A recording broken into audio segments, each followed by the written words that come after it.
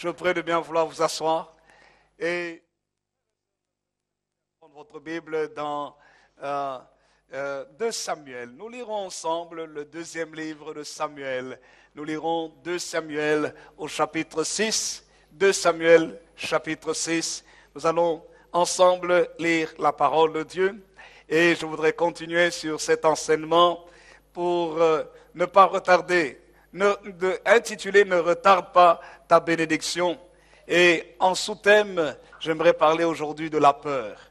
Et intituler notre message « La peur est l'ennemi de la progression ». Alléluia. Je répète, la peur est l'ennemi de la progression. Dites à votre voisin, la peur est l'ennemi de la progression. Alléluia. Béni soit le Seigneur. Nous lisons ensemble dans 2 Samuel, chapitre 6. 2 Samuel, chapitre 6. Nous lisons la parole de Dieu.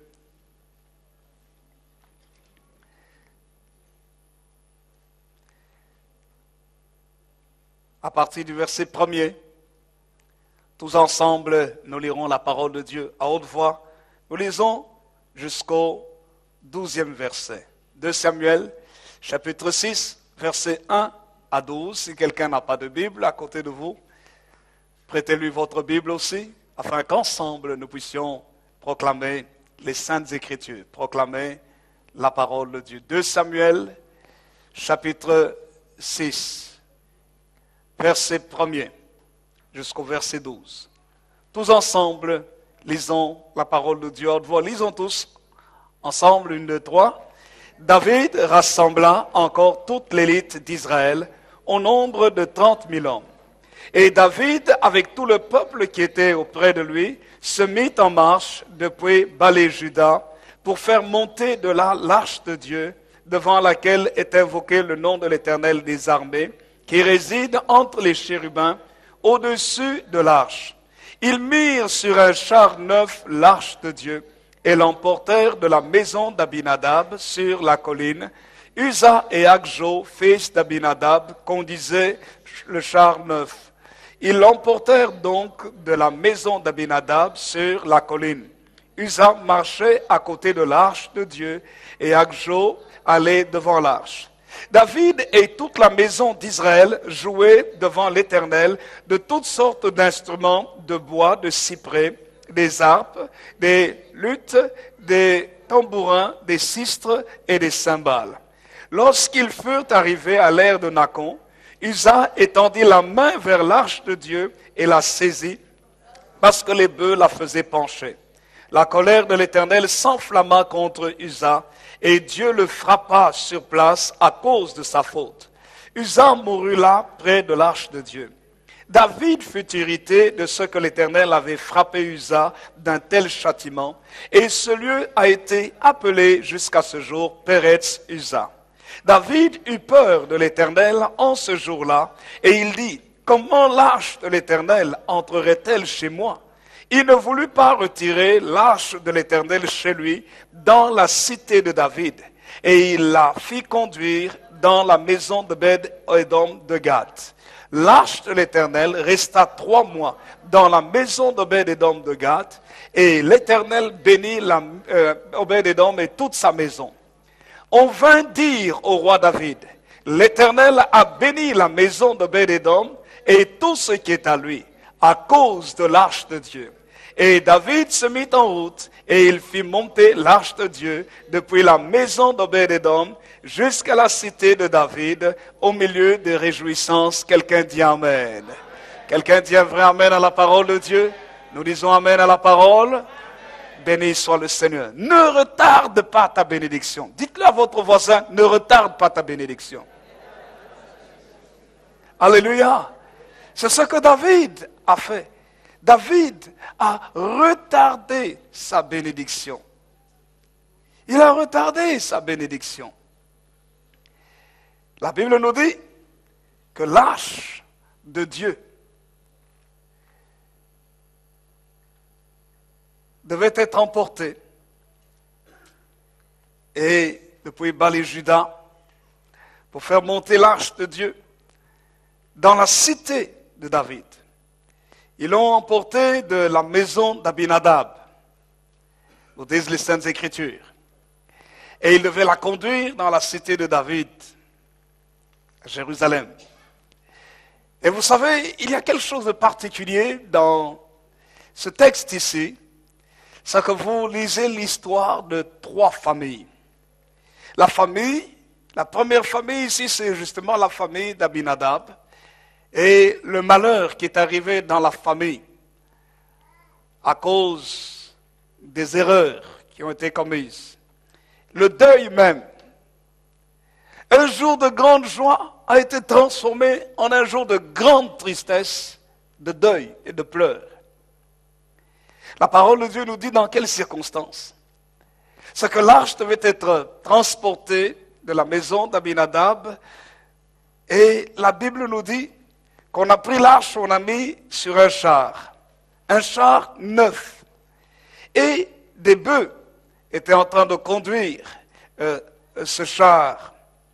Et la Bible nous montre que le roi lui-même était présent avec 30 000 hommes. Beaucoup de monde était présent.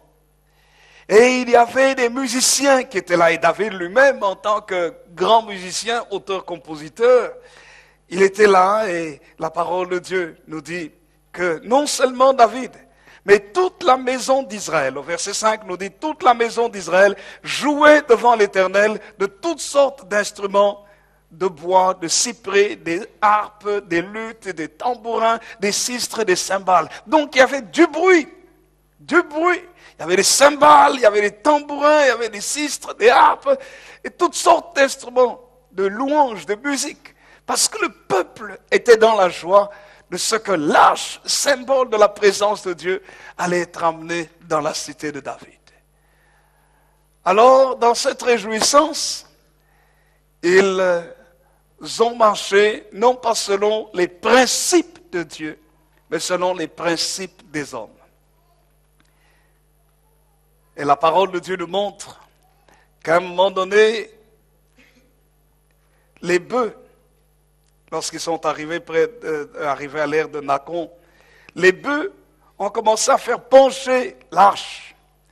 Et Uza, fils d'Aminadab, là où l'arche était, d'où l'arche a été prise, la Bible dit que Uza a étendu sa main. C'était une bonne intention. Mais encore une fois de plus, ce n'était pas la volonté de Dieu. Il a étendu sa main et qu'est-ce qui s'est passé? La puissance de Dieu est tombée sur lui, non pas pour le faire du bien, mais pour le frapper de mort. Il est mort sur place, à côté de l'arche. Quel triste sort de mourir à côté de la présence bienfaisante de Dieu. Pour quelle raison? Parce qu'il y a eu plusieurs transgressions, en fait, des principes de Dieu. On est passé à côté des exigences de Dieu pour le transport même de l'arche. Et la Bible nous dit que quand il a été frappé, David était en colère de ce que Dieu avait frappé Uza.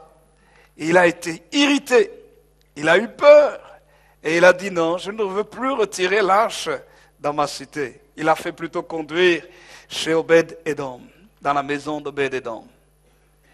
Et la parole de Dieu nous dit que l'arche est restée chez Obed-Edom pendant 3 mois. Et au bout de 3 mois, l'histoire de la vie d'Obed-Edom était différente de l'histoire d'Aminadab et de sa famille. Elle était, écoutez-moi bien, même différente de l'histoire du roi David et de sa famille. Obed-Edom, au bout de 3 mois, a vécu une grande bénédiction. Non seulement sa vie a été bénie par Dieu, ses enfants ont été bénis, tout ce qu'il faisait a été béni, toute sa maison a été bénie. À tel point que l'histoire est arrivée aux oreilles du roi parce que la bénédiction qu'Obed-Edom venait de recevoir était tellement évidente, tellement grande, tellement extraordinaire que les gens en ont parlé. Ce n'était pas des petites choses, c'était des grandes choses. Dieu avait tellement béni la maison d'Obed-Édom à cause de la présence de l'arche. Mais il y a quelque chose qui m'étonne dans ces trois familles. C'est une introduction. La première famille a eu l'arche de l'alliance. Mais on ne nous parle pas d'une bénédiction dans la famille d'Aminadab. C'est terrible d'avoir la présence de Dieu dans sa vie et de ne pas profiter de la bénédiction que la présence de Dieu apporte. Et vous savez pour quelle raison? Parce que Dieu ne nous demande pas de le servir comme nous voulons le faire, selon nos règles, selon nos émotions humaines. Ici, Dieu avait des règles concernant le transport de l'arche. La Bible nous montre qu'au lieu que cette première famille reçoive la bénédiction, cette famille a reçu la mort et le deuil. Et c'est Dieu lui-même qui a frappé. La présence de Dieu est tellement sainte qu'on ne doit pas jouer avec la présence de Dieu.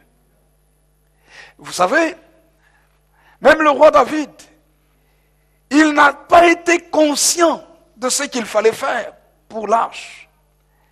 Pourquoi est-ce qu'il n'a pas été conscient des principes que Dieu avait mis dans la loi concernant le transport de l'arche de l'Alliance? Est-ce que parce qu'il y avait déjà beaucoup d'engouement, il y avait beaucoup de joie au milieu du peuple? Est-ce qu'il avait été distrait? Est-ce qu'il était plus pris par la louange, la musique et l'adoration qu'il a oublié certains principes? Est-ce que c'est plus parce que son âme était très enthousiaste? Comme il était musicien, il jouait et les autres, l'orchestre était là. C'était extraordinaire, c'était formidable. Qu'il a oublié certains principes. Frères et sœurs, ce n'est pas parce que nous chantons pour Dieu que nous plaisons nécessairement à Dieu. Nous devons le servir selon ses principes. Écoutez-moi bien, ce n'est même pas parce que nous servons Dieu que nécessairement nous lui plaisons. Nous devons servir Dieu comme il nous demande de le servir. Pas selon nos émotions et nos sentiments. David a eu peur lorsqu'il a vu la mort. David devait recevoir la bénédiction de l'arche, de la présence de l'arche. Mais il a retardé cette bénédiction parce qu'il a eu peur, il s'est mis en colère. Il a été irrité, il a dit non, je ne veux pas que l'arche vienne dans ma cité parce que j'ai peur. Et je ne veux pas qu'elle vienne. Alors il a amené chez Obed-Édom. Obed-Édom certainement a accepté l'arche de tout son cœur. Et quand vous lisez, vous allez constater quelque part, quand vous lisez plus tard l'histoire d'Obed-Édom et de sa famille, vous allez voir que c'était un homme qui respectait les principes de Dieu. Et dans le respect des principes de Dieu, il a inculqué aussi à ses enfants de respecter les principes de Dieu.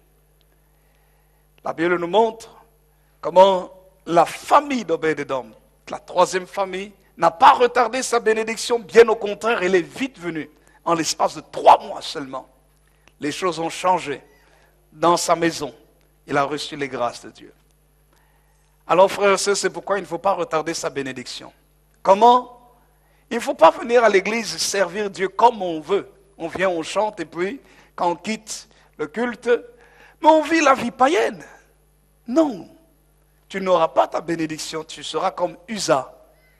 C'est-à-dire, tu vas faire les choses de façon humaine. Et quand on fait des choses de façon humaine, en ne respectant pas les principes de Dieu, on risque gros devant Dieu. Uza a voulu protéger l'arche pour qu'elle ne tombe pas. Mais cela lui était interdit. Il ne pouvait pas toucher l'arche de l'Alliance. Je répète ce que je vous avais dit. L'arche de l'Alliance, c'était ce coffre, fait de bois d'acacia recouvert d'or pur, nous disent les Saintes Écritures. Il y avait des anneaux de chaque côté, il y avait le couvercle qu'on appelle le propitiatoire, sur lequel il y avait des chérubins aux ailes déployées. Chaque année, le souverain sacrificateur, le grand prêtre, devait venir 1 fois par an avec du sang, le sang des sacrifices des animaux qu'il versait sur le propitiatoire pour que Dieu pardonne non seulement ses péchés, mais pardonne aussi les péchés du peuple. L'écrivain aux Hébreux nous dit que dans l'arche, il y avait 3 choses. Il y avait les tables de l'alliance, c'est la loi de Dieu, les commandements de Dieu, pour dire que le peuple devait respecter les commandements de Dieu, et Dieu veille lui-même sur sa parole pour l'accomplir. Il y avait aussi le bâton d'Aaron qui avait fleuri, qui est le symbole du choix de Dieu dans le leadership, mais aussi de la puissance de Dieu qu'il confie aux hommes, une puissance vivante. Et symbole aussi de la fidélité de Dieu. Les amandiers, l'amandier qui avait fleuri pour montrer, c'était dans une contestation que Dieu a fait fleurir le bâton d'Aaron. Pour dire que Dieu choisit des hommes aussi qu'il met comme responsables. Et c'est lui qui les qualifie. Et Dieu se tient aussi derrière sa parole. Quand il fait une promesse, il est là pour l'accomplir. Il y avait la troisième chose, c'était la manne. Dans un vase, il y avait la manne, symbole de la provision de Dieu. Comment Dieu prend soin de ses enfants.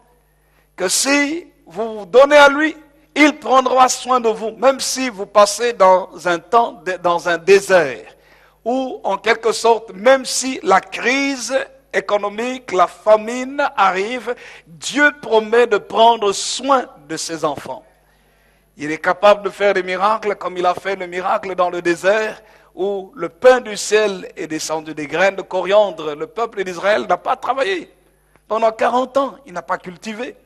La Bible nous dit que ce peuple, tous les matins, allait ramasser la manne et puis il faisait avec ça des gâteaux et il mangeait. C'était des graines de coriandre qu'il fallait moudre et tout cela et puis préparer. Et Dieu leur donnait la provision chaque jour. Quand il n'avait pas d'eau, Dieu faisait même sortir l'eau du rocher. Quand l'eau a été amère aux eaux de Mara, la Bible nous dit, Exode chapitre 15, Dieu a demandé à Moïse de jeter un bâton dans l'eau. Et la parole de Dieu nous dit que cette eau a été purifiée. Et le peuple a bu, c'est le symbole de la croix de Jésus, qui purifie la vie amère, l'amertume que nous pouvons avoir dans notre existence. Dieu est capable de rendre notre vie agréable. Béni soit le nom du Seigneur. Alléluia. Et voyez, la manne était là. Et c'est l'arche de l'alliance symbolisait cette alliance que Dieu faisait avec son peuple. En disant, regardez, les promesses que je vous fais, je vais les tenir. Cette alliance devait se faire au moyen du sang. C'est pour ça que les animaux étaient sacrifiés.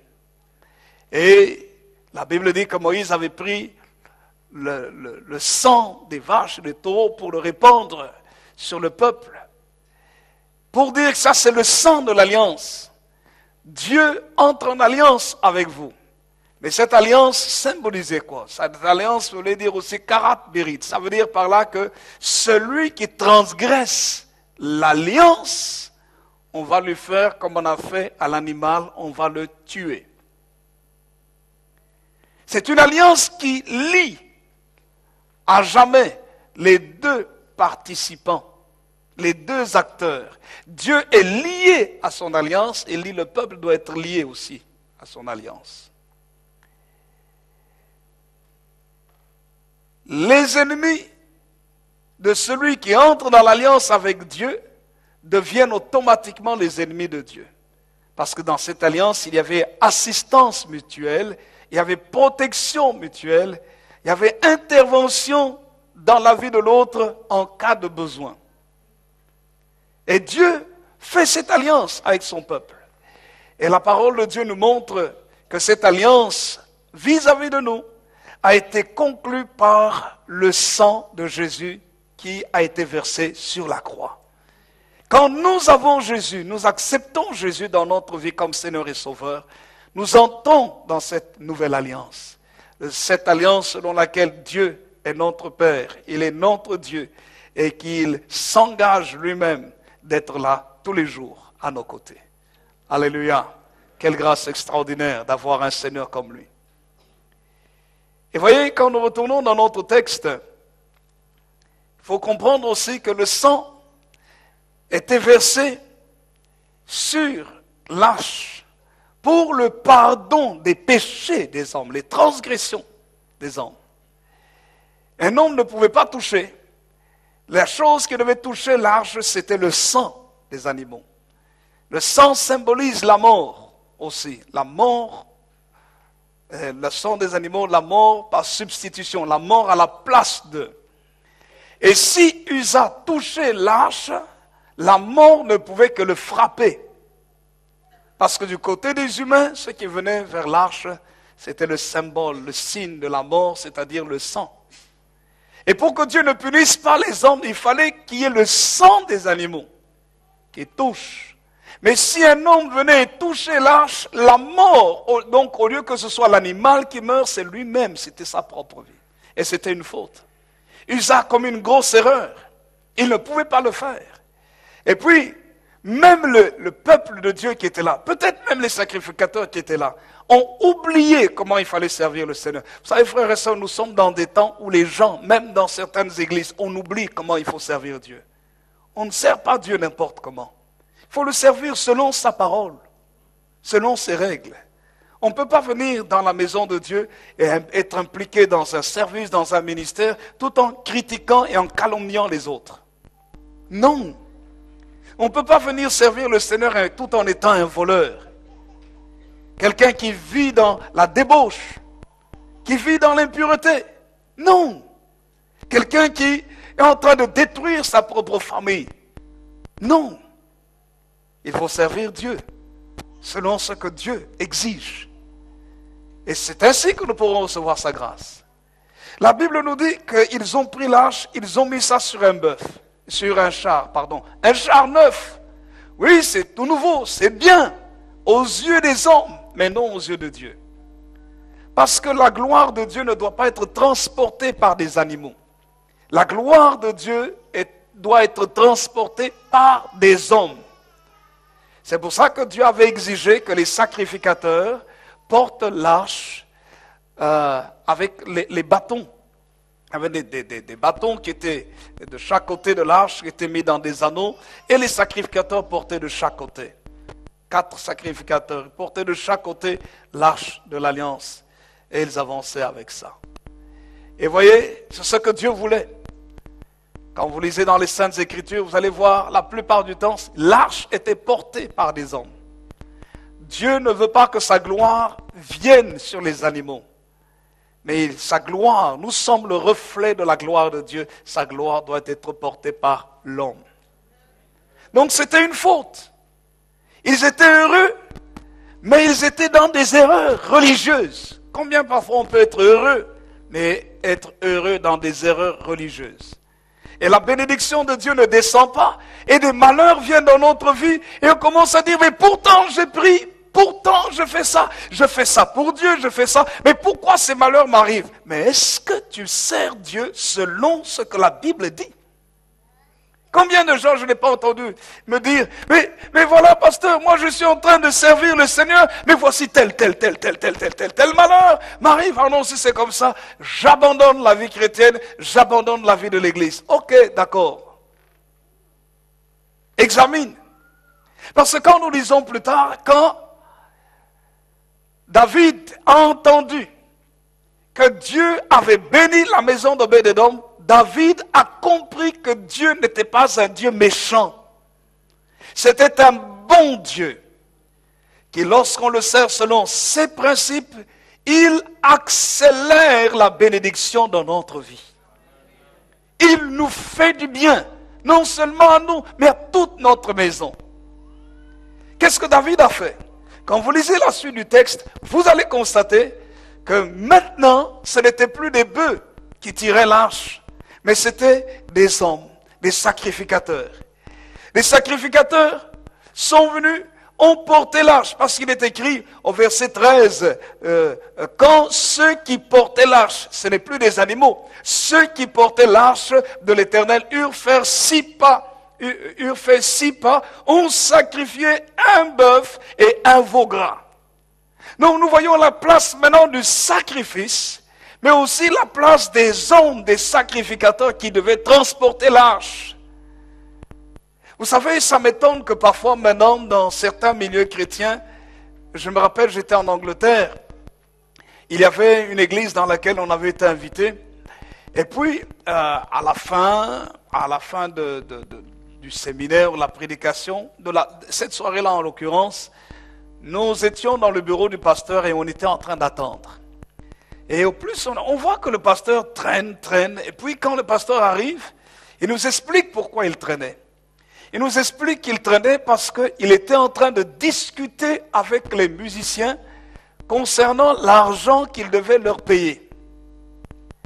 Et puis, au fil de la conversation, nous comprenons qu'il avait payé ces musiciens qui étaient venus pour jouer pendant le séminaire et que certains des musiciens n'étaient plus d'accord avec ce qu'ils s'étaient entendus au départ. Et puis on a fini par comprendre, il nous dit, mais vous savez, ici il y a un problème. C'est que parfois, les musiciens sont d'accord de venir jouer, et puis une autre église ou une autre œuvre, ou un concert, ou quelque chose qui se passe quelque part, ou un mariage, on leur propose plus, ils vous laissent tomber. Nous leur avons dit, pasteurs, ne leur permettez plus jamais de venir dans votre église. S'il faut servir le Seigneur rien qu'avec les instruments tels que la bouche et les mains, faites-le. Ou encore, formez des musiciens dans votre église. Comme ça, ils ne vous laisseront pas tomber. Ils sont là pour servir le Seigneur. Ils ne sont pas là pour servir l'argent. Vous voyez comment est-ce que, parfois, moi je suis contre, que parfois on prend dans l'église, dans une cérémonie, on prend des musiciens non chrétiens, des païens, et qui viennent commencer à jouer. Non. La musique est quelque chose de sacré. La musique est spirituelle. C'est comme ça que même certaines musiques, quand des gens jouent, ça envoûte les autres. Il y a des gens qui ont écouté des musiques, et après avoir écouté ces musiques, ont senti l'agressivité en eux. Certains sont partis s'enivrer, d'autres sont partis tuer, d'autres sont partis simplement vivre la vie de débauche. Ils sentent un esprit de débauche quand ils entendent un type de musique. D'autres attrapent la mélancolie et ont envie de se suicider. Parce que la musique n'est pas simplement le son que l'on ressent, mais la musique touche notre âme, nos émotions, notre vie profonde. La musique est spirituelle. Il y a une puissance dans la musique. Voilà pourquoi la Bible nous montre que même David connaissait la puissance de la musique. Quand il jouait de la harpe, Saül était perturbé par un démon, par un esprit qui le tourmentait. La Bible dit, pendant que David jouait, cet esprit-là s'éloignait pour relâcher Saül, pour qu'il puisse respirer calmement. Vous voyez, c'est pour dire qu'il y a quelque chose dans la musique qui est spirituel. Et le peuple ici, cette fois-ci, quand David a dansé pour la deuxième fois, il dansait de toutes ses forces. Ce n'était plus selon lui, mais c'était selon ce que Dieu voulait. Il ne louait plus le Seigneur comme au départ, mais louait le Seigneur de tout son cœur. C'est pour ça, frères et sœurs, que nous devons connaître les secrets qui touchent Dieu pour amener la grâce dans nos vies. Alléluia. La semaine passée, j'ai dit pourquoi David a retardé sa bénédiction. 3 mois. Pendant 3 mois, l'arche est allée chez quelqu'un d'autre. Dieu a béni cet endroit-là. Mais pas la maison de David qui devait recevoir l'arche. Vous savez pourquoi? La Bible dit David s'est irrité, la colère. Nous avons parlé de l'irritation et de la colère. La colère peut retarder beaucoup de choses dans notre vie. Et surtout quand on est fâché contre Dieu. Fâché parce que Dieu a fait telle chose. C'est dangereux. Et puis simplement nous freinons notre propre vie. La deuxième chose dont je parle ce matin, c'est la peur. Nous avons dit que la peur est l'ennemi de la progression. La Bible dit David a été irrité, mais David eut peur, nous disent les Saintes Écritures.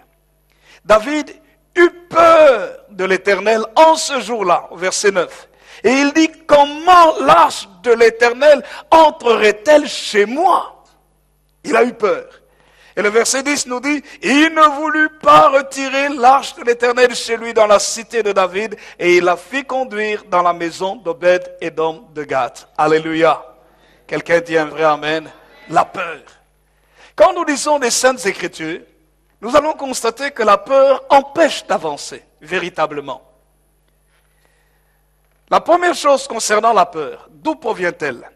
La Bible nous montre que la peur provient, premièrement, la peur provient de la chute de l'homme et du péché.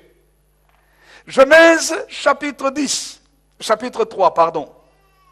Genèse chapitre 3, on nous parle ici d'Adam et Ève, qui ont transgressé les commandements de Dieu sous l'influence du serpent, Satan le diable, qui est venu les tromper pour les amener à transgresser le commandement de Dieu et de manger le fruit défendu. Regardez le résultat. Tant qu'ils étaient en bonne relation avec Dieu, ils n'avaient pas peur, ils ne connaissaient pas la peur. Tant qu'ils étaient en bonne relation avec Dieu, ils ne craignaient pas Dieu, ils ne fouillaient pas de la présence de Dieu. Mais, la Bible dit, ils ont mangé le fruit défendu. Et dès qu'ils ont mangé le fruit défendu, il est écrit ceci au verset 8. Alors ils entendirent la voix de l'Éternel Dieu qui parcourait le jardin vers le soir, et l'homme et sa femme se cachèrent loin de la face de l'Éternel Dieu, au milieu des arbres du jardin. Mais l'Éternel Dieu appela l'homme et lui dit, où es-tu? Regardez ce que l'homme répond. Regardez. La première fois que l'homme a peur, il est écrit, il répondit, j'ai entendu ta voix dans le jardin et j'ai eu peur, parce que je suis nu et je me suis caché. Il dit, j'ai eu peur parce que je suis nu et j'ai entendu ta voix. Quelque part, on a peur parce que on a l'impression ou on sent qu'il nous manque quelque chose. Quelqu'un a peur parce qu'il lui manque l'assurance. Quelqu'un a peur parce qu'il lui manque les moyens. Quelqu'un a peur parce qu'il lui manque l'intelligence. Quelqu'un a peur parce qu'il lui manque la connaissance. Quelqu'un a peur parce qu'il manque la force.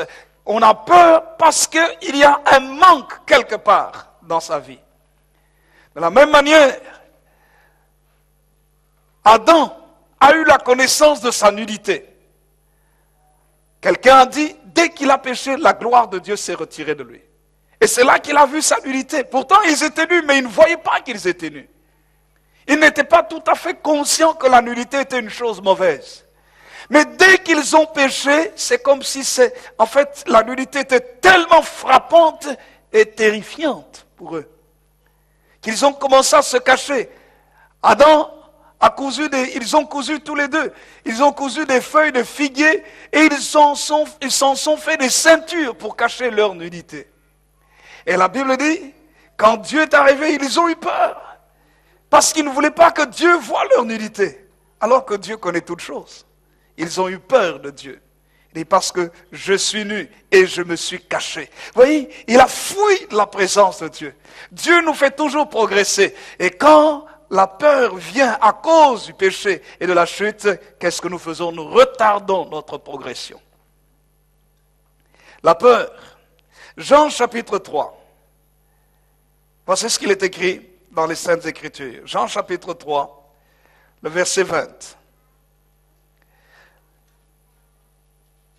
Quiconque fait le mal est la lumière et ne vient point à la lumière de peur que ses œuvres ne soient dévoilées.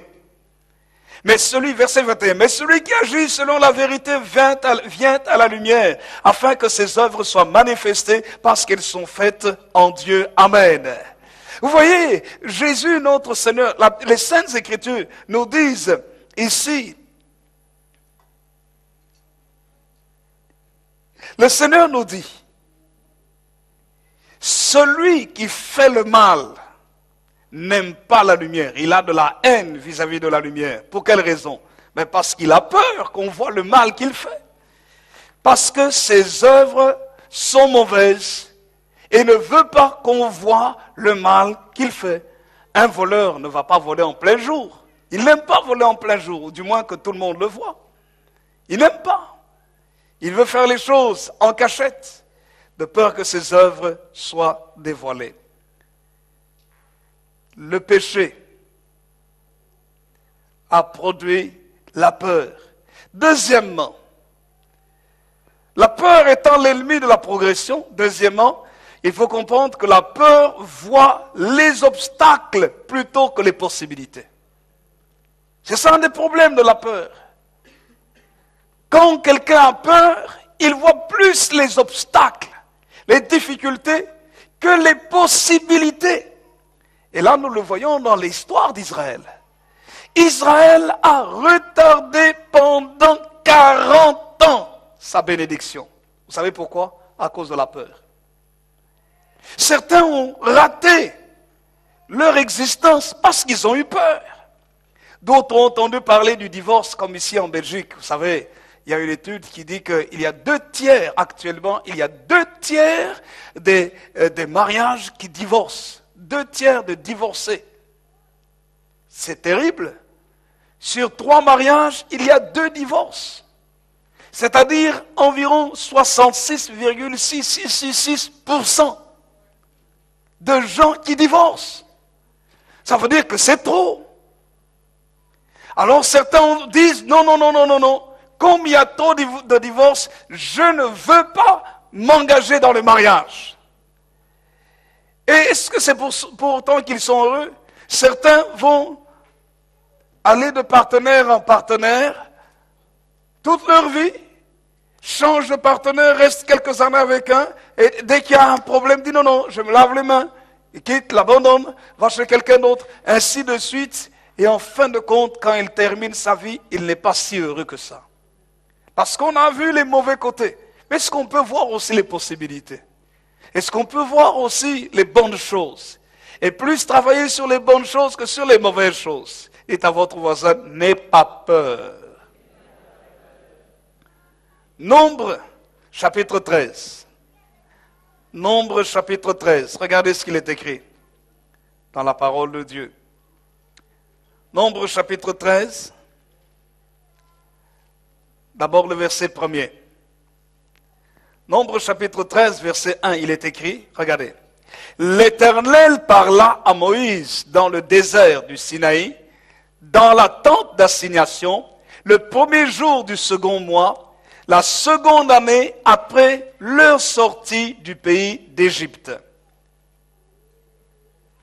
Dieu leur parle, il y fait le dénombrement. Et qu'est-ce que Dieu leur dit? Dieu leur dit maintenant d'aller explorer la terre promise. Moïse a pris les hommes, il a fait le dénombrement, et puis ensuite, excusez-moi, chapitre 13. La Bible dit ceci, je vais relire. Verset 1er. L'Éternel parla à Moïse et dit, envoie des hommes pour explorer le pays de Canaan. Vous voyez, c'est Dieu. Le pays de Canaan que je donne aux enfants d'Israël. Tu enverras un homme de chacune des tribus de leur père. Tous seront des principaux d'entre eux. Amen. Le verset 3. Moïse les envoya du désert de Paran d'après l'ordre de l'Éternel. Tous ces hommes étaient chefs des enfants d'Israël. On nous donne leur nom. Ils vont, ils explorent la terre promise. D'après quel ordre? D'après l'ordre de l'Éternel. Donc c'est Dieu qui avait dit, allez explorer la terre promise. Ils partent. Le verset 16. Regardez ce qu'il est écrit maintenant. Verset 16. Tous les hommes, tous les noms des hommes que Moïse envoya pour explorer le pays, enfin tels sont les noms, on nous cite les noms. Moïse donna à Osée, fils de Nun, le nom de Josué.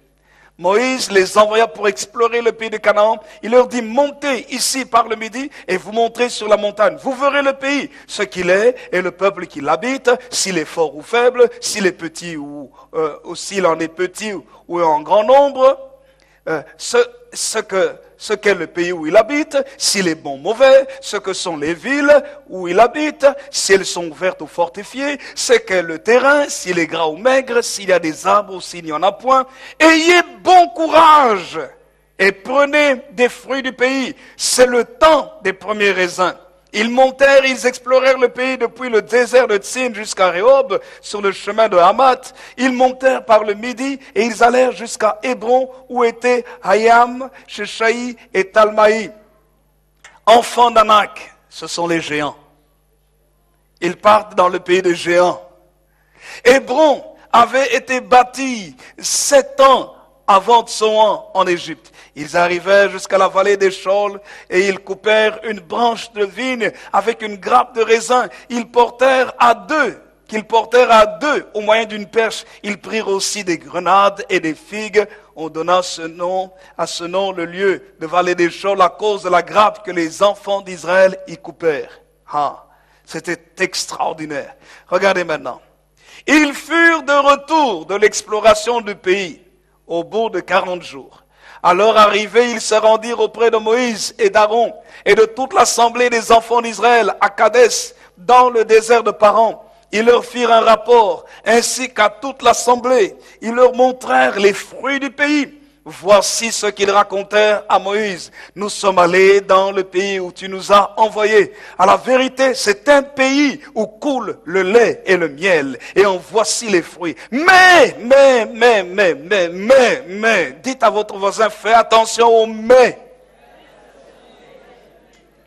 Mais le peuple qui habite ce pays est puissant. Les villes sont fortifiées, très grandes. Nous y avons vu des enfants d'Anak. Ici, ce sont les géants. Le verset 29 nous dit, les Amalécites, ça ce sont les méchants, habitent la contrée du Midi. Les Étiens, les Jébusiens, les Amoréens habitent la montagne. Les Cananéens habitent près de la mer et le long du Jourdain. En fait, ils étaient en train de murmurer. Verset 30, Caleb fit taire le peuple qui murmurait contre Moïse. Il dit, montons, emparons-nous du pays, nous y serons vainqueurs. Alléluia. Mais la Bible dit, le peuple, ils ont eu peur. Ils ont eu peur. Verset 31. Mais les hommes qui étaient allés avec lui dirent, nous ne pouvons pas monter contre ce peuple, car il est plus fort que nous. Vous voyez la peur. Parce qu'il nous manque la force pour les vaincre. Car il est plus fort que nous. Et ils décrièrent devant les enfants d'Israël le pays qu'ils avaient exploré. Ils dirent, le pays que nous avons parcouru pour l'explorer est un pays qui dévore ses habitants. Tous ceux que nous y avons vus sont des hommes d'une haute taille. Et nous y avons vu les géants, enfants d'Anak, de la race des géants. Nous étions à nos yeux et aux leurs comme des sauterelles. Et regardez, c'est terrible. Hein? Chapitre 14, verset 1er. Toute l'assemblée éleva la voix et poussa des cris, et le peuple pleura toute la nuit. C'est terrible. Qu'est-ce que ça veut dire? La peur est communicative. Quelques personnes, et si 10 personnes viennent influencent, frères et sœurs, toute une communauté. Vous savez combien de personnes? Il y avait environ 2 millions de personnes quand Moïse est sorti avec Israël. 10 personnes viennent et influencent toute une nation en disant c'est pas possible. Et le peuple fait un deuil nocturne. Toute la nuit, ils ont pleuré. Comme certains Africains dans les deuils. On vient pour pleurer toute la nuit avec quelqu'un. Toute la nuit, ils ont pleuré.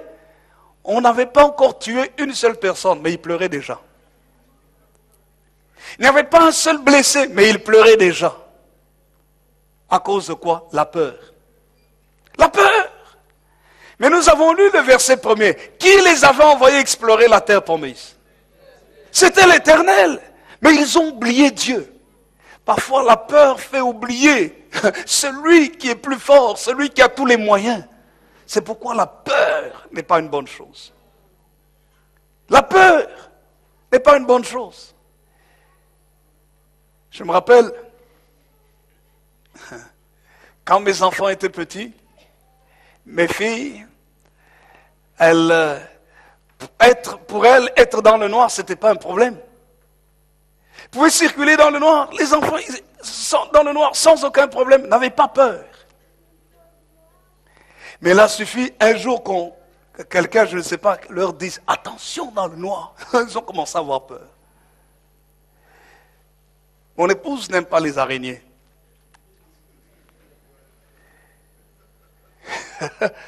Mes enfants n'avaient pas peur des araignées. Il a suffi qu'un jour une araignée soit quelque part et mon épouse utilise le bulldozer pour tuer la toute petite araignée. Que les enfants, les filles, ont commencé à dire au cerveau, j'ai peur des araignées, j'ai peur des araignées. J'ai dit, il y a certaines araignées quelque part dans certains pays, on les mange. Mais oui, les sauterelles, c'est bon à manger. Les criquets, les grillons, c'est bon. Il y a des vitamines dedans, les termites, les fourmis à grosse tête là. Les chenilles. Alléluia. Béni soit le Seigneur. Amen. La peur est communicative. Quelqu'un dit un vrai amen. Si tu laisses la majorité des gens t'influencer en disant ça, si tu essaies de faire ça, tu vas échouer. Ils n'ont même jamais essayé. Mais ils ont déjà échoué avant d'avoir essayé. Et ils veulent que toi aussi tu échoues avant même d'avoir essayé. Ne les écoute pas. Quelqu'un dit un vrai amen. Ne les écoute pas. Vous savez, quand j'ai commencé l'église en 1991, le pasteur, il est déjà décédé actuellement. Le pasteur, c'était un pasteur de notre église, Église de Dieu. Il est parti auprès du Seigneur maintenant. C'était un homme formidable. Il a travaillé pendant des années. Et dès qu'on a commencé l'église, il est venu me voir. Il m'a dit, cette région ici, c'est une région difficile. On ne peut pas avancer dans cette région. C'est dur. Alors il dit, je vous donne déjà ce conseil-là pour que vous puissiez comprendre que si ça ne va pas, c'est normal. Je me suis dit dans mon cœur, c'est son histoire à lui. Mais ce n'est pas mon histoire. Quelqu'un peut dire un vrai amen. Si quelqu'un a peur, il a échoué, c'est son histoire à lui. Ce n'est pas ton histoire. Quelqu'un dit un vrai amen. Oh jeune homme, le mariage. Oh, le mariage. C'est comme une tour assiégée. Ceux qui sont dans le mariage veulent sortir. Et ceux qui sont hors du mariage veulent y entrer. Oh petit, attention, nous sommes dedans. Nous connaissons le calvaire du mariage. Dieu dit, c'est votre histoire. Mais ce ne sera pas la mienne. Et je refuse que ce soit mon histoire. Quelqu'un peut dire un vrai amen. Quelqu'un peut dire un vrai amen. Alléluia. Béni soit le nom du Seigneur. Amen. La peur voit les obstacles plutôt que les possibilités. Dieu leur dit, allez, prenez possession de la terre promise. C'est Dieu qui leur parle. Et quand ils arrivent dans la terre promise, ils reviennent avec les résultats. Des grappes de raisin extraordinaires. Il faut même 2 personnes. Je n'ai jamais vu une grappe de raisin comme ça. 2 personnes pour prendre la grappe de raisin. Quelle abondance! Je me pose la question, un raisin avec quelle taille? Peut-être un seul raisin, tu le mangeais, ça te remplissait déjà. C'était la nourriture des géants. Et Dieu veut en général amener ses enfants dans les choses des géants. Parce que lui, c'est le plus grand. Les cieux des cieux ne peuvent le contenir. Mais il y a des choses qui vont te faire peur si tu regardes avec ton raisonnement humain. Dieu ne leur avait pas dit que c'est eux qui allaient se battre contre les géants. Et Dieu leur avait dit, allez explorer la terre promise. Ils ont exploré. Mais Dieu savait lui-même qu'il allait combattre avec eux pour leur donner cette terre promise. Il n'y a eu que 2 personnes qui ont eu confiance, qui ont refusé la peur. Ils ont dit, c'est vrai, il y a des géants, c'est vrai, mais nous refusons que ces géants-là nous empêchent de prendre ce qui est à nous. Mais vous savez, puisque la majorité a pleuré, a murmuré, malheureusement, Josué et Caleb étaient obligés de subir le sort de la majorité. Pendant 40 ans, ils ont retardé leur entrée dans la terre promise. 40 ans, frères et sœurs. La Bible nous parle de l'histoire aussi d'un jeune homme à partir d'un Samuel chapitre 16, c'était David. David, pourtant, au départ, c'était un homme courageux. Vous vous rappelez, quand il est arrivé dans 1 Samuel au chapitre 17, il est arrivé devant Goliath. Tout le monde avait peur. Pendant 40 jours, on a injurié l'armée d'Israël. Il n'y avait pas une seule personne qui pouvait se lever et dire « Dieu est avec moi, je vais renverser ce géant Goliath pour que la honte soit enlevée de notre peuple. » Il a suffi qu'un jeune homme, certains disent qu'il avait entre 15 et 16 ans à l'époque, un adolescent, un jeune homme, arrive et entende ce que ce géant expérimenté à la guerre était en train de dire contre le peuple de Dieu et contre Dieu. Il a dit: qui est cet incirconcis pour insulter l'armée du Dieu vivant? Il dit: je vais aller le vaincre. Vous savez, on a essayé de le décourager, mais il a refusé que la peur des autres le contamine. Quand Dieu est avec toi, Dieu est là pour faire des exploits avec toi. Parce que Dieu veut manifester sa force au travers de ta vie. David a refusé de se laisser influencer. Il a dit au géant: tu viens contre moi avec la lance et le javelot. Mais moi, je viens contre toi au nom de l'Éternel des armées, du Dieu d'Israël que tu as insulté. Vous savez, la peur est vaincue. La peur, quand vous avez la peur, vous êtes vaincu avant le combat. Mais la foi et le courage de David, c'était la victoire avant le combat. Il a dit: tu viens contre moi avec la lance et le javelot, mais moi je viens au-devant de toi au nom de l'Éternel des armées. Il dit: je vais te couper la tête et je donnerai ta chair en pâture aux oiseaux du ciel. Et tout le monde saura qu'il y a un Dieu en Israël. Il n'avait pas encore combattu, il n'avait rien fait. Mais il se voyait déjà dans la victoire. La foi est une ferme assurance des choses qu'on espère et une démonstration de celles qu'on ne voit pas. Il se voyait déjà victorieux. Mais le peuple d'Israël a retardé la marche dans sa bénédiction parce qu'avant même qu'il y ait confrontation contre les gens, il se voyait déjà vaincu. Trop de gens ne progressent pas dans leur vie. Même dans la vie spirituelle. Vous savez que, écoutez-moi bien, même dans l'évangélisation, Dieu a dit: allez et faites de toutes les nations des disciples. Mais les gens, avant de parler du Seigneur autour d'eux, ils lisent déjà. Il y a quelqu'un qui est devant eux, et ils disent: non, si je lui parle, certainement il va dire non. Il ne va pas m'écouter, il ne va pas accepter le Seigneur, et peut-être qu'il va me donner toutes sortes d'arguments, alors je ne le fais pas. Il est vaincu avant d'avoir essayé. Et c'est comme ça que certains n'évangélisent plus.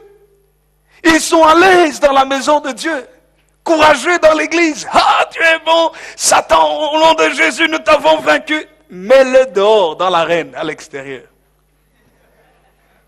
Il tremble. Quelqu'un est devant lui, dans le bus.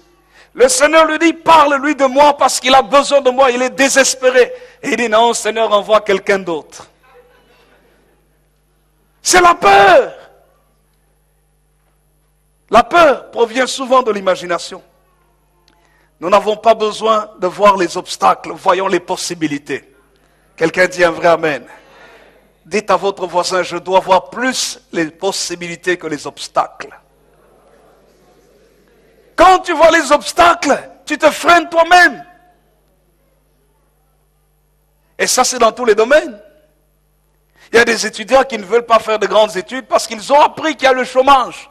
Ils n'ont combien le chômage, ça ne sert à rien. Il a des capacités, il dit: mais non, regarde, tu n'entends pas le bruit du chômage.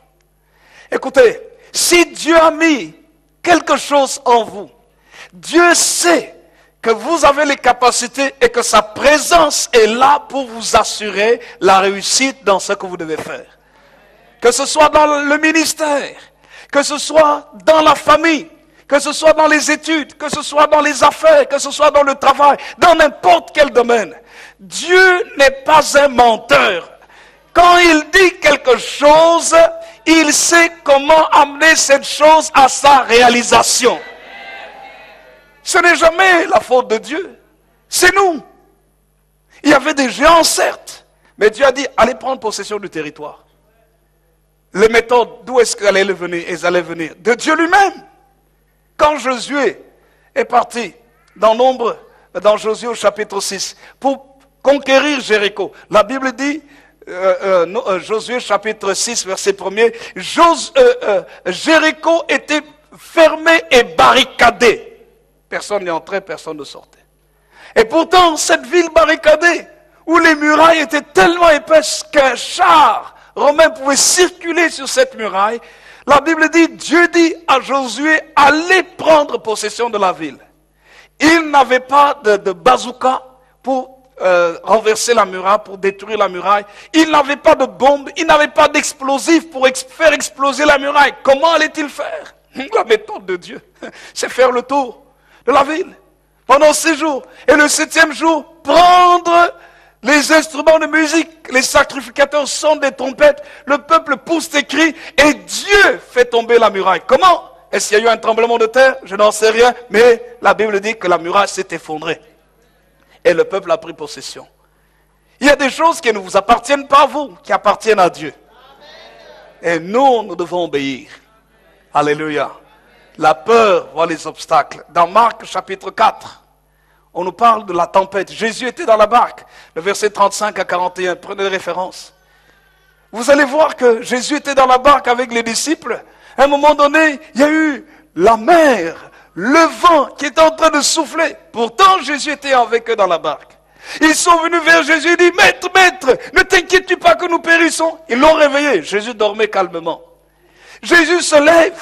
Et vous savez, quand vous lisez bien la Bible, vous allez voir que Jésus n'était pas content qu'on l'ait réveillé. Jésus se lève, il menace le vent et la mer, il dit, silence, tais-toi! Tout revient au calme. Et puis Jésus se retourne vers les disciples.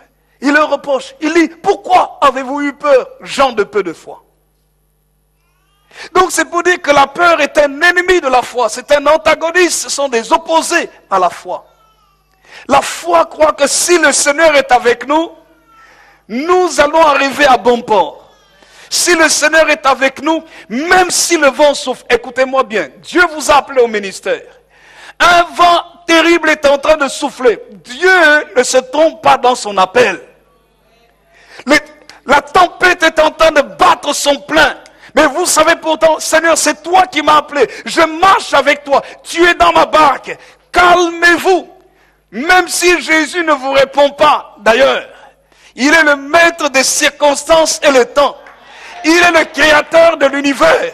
S'il est dans votre barque, l'univers qu'il a créé ne peut pas l'engloutir.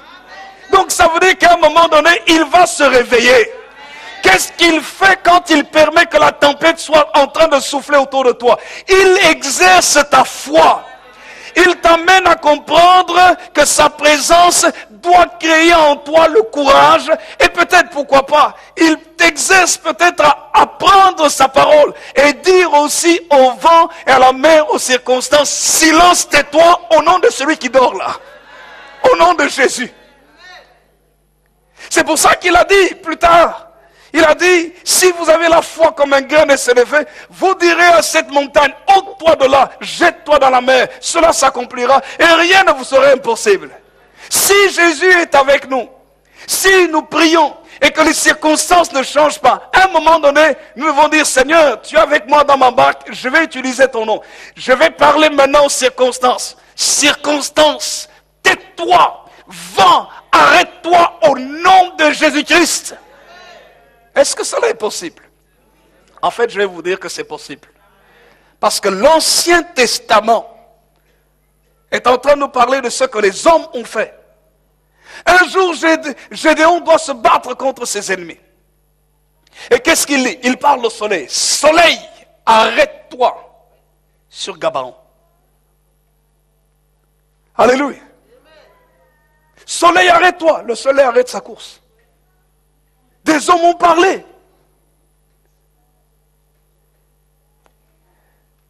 Un homme est en train de couper du bois.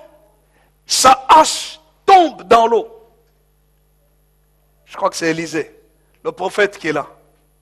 Il est inquiet. Il dit, mais ça a été emprunté, qu'est-ce que je vais faire? Il prend un morceau de bois, il met sur l'eau et le fer remonte. C'est des hommes qui avaient une foi terrible. Moïse est dans le désert. Le peuple est en train de crier, Seigneur, il n'y a pas d'eau. Tu m'as donné ce peuple, tu m'as amené avec ce peuple dans le désert, que dois-je faire? Dieu dit à Moïse, parle au rocher. C'est pas Dieu qui parle. Dieu dit à Moïse, parle, ça veut dire, en mon nom, parle au rocher. Moïse dit, rocher, sors de ce rocher. Et l'eau sort. Même Moïse était étonné. C'était pas au nom de Moïse qu'il parlait, c'était au nom de l'Éternel. Vous voyez, frères et sœurs, je crois que si nous comprenons, il y a des situations qui ne vont pas trop nous dépasser. Qui, quand nous avons prié, nous avons dit, Seigneur, aide-nous, et que nous sentons quelque part qu'il y a un exemple dans la Bible. Pourquoi est-ce qu'on ne peut pas exercer la foi et dire, écoute, maintenant, circonstance, tais-toi, arrête. Ça marche. Ça marche. Parce que le Seigneur a dit ça dans sa parole. Il a dit, pourquoi avoir eu peur, gens de peu de foi?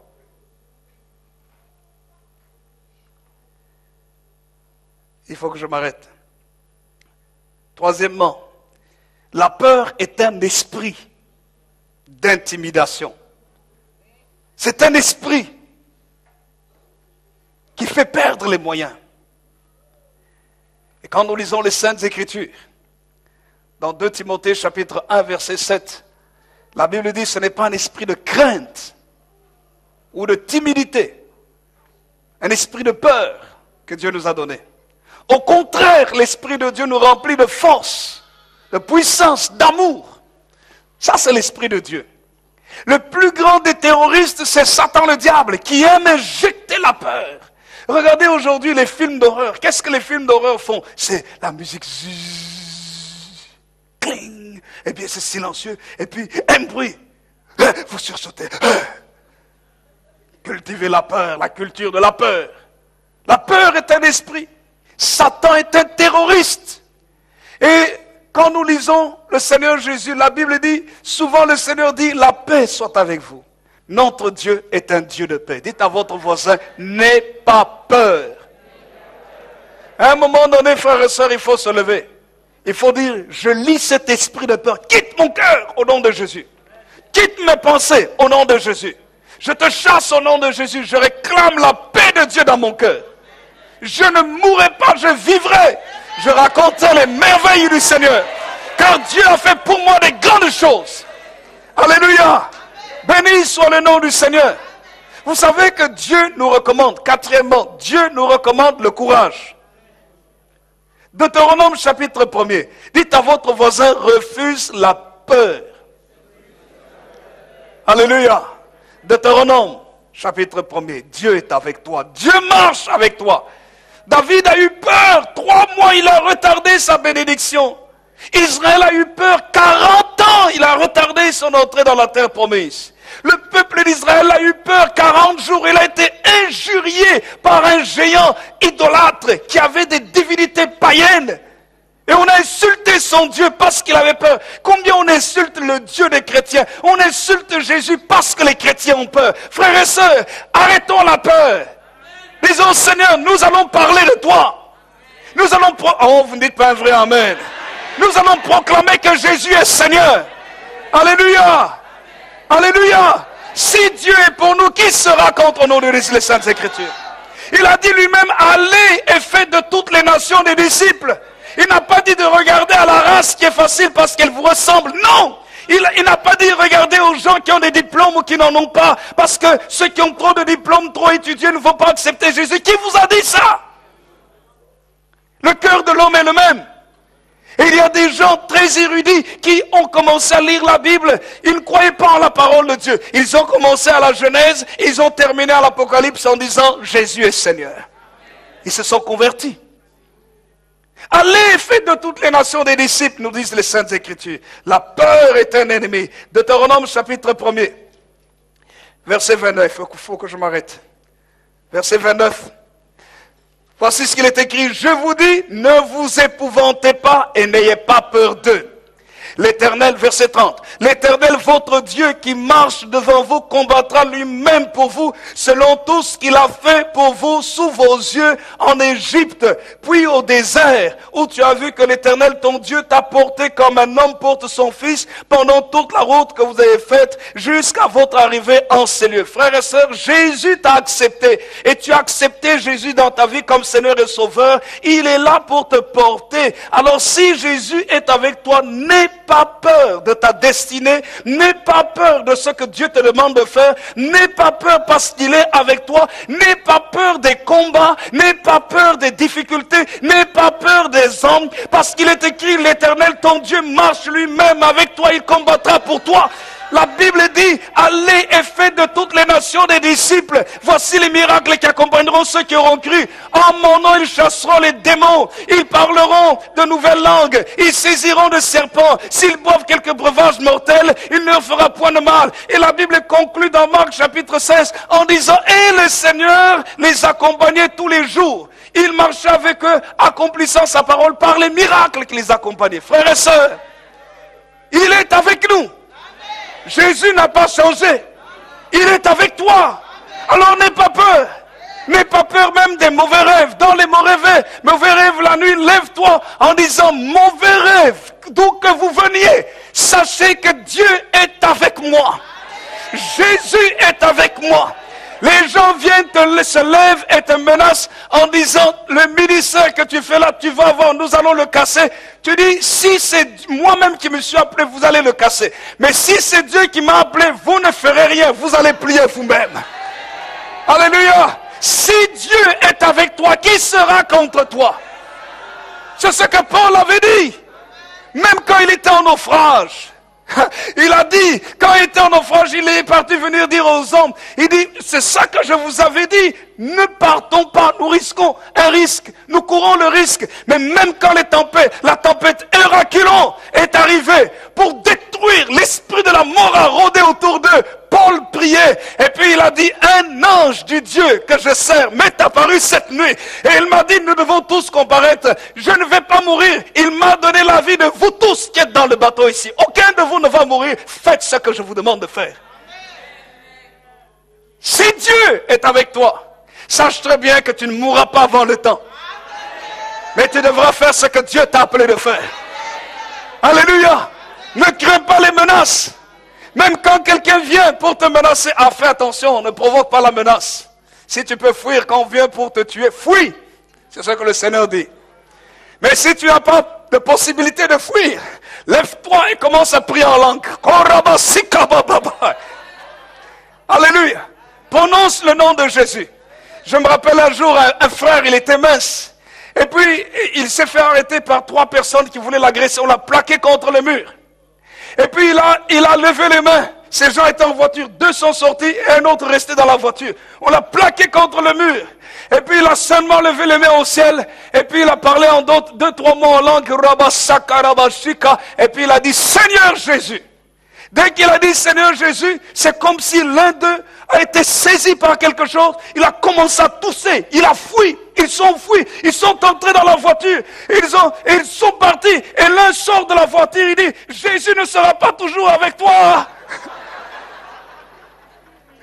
Et lui, il dit, si, il sera toujours avec moi. Alléluia. Jésus sera toujours avec toi. Béni soit le nom du Seigneur. Alors refuse l'esprit de la peur. Alléluia. Dieu nous recommande le courage. Prenez le temps de lire Deutéronome chapitre 20, les versets 1 à 4. Ne t'épouvante pas, ne t'effraie point, car l'Éternel ton Dieu est avec toi. Que le Seigneur nous bénisse et qu'il bénisse sa parole.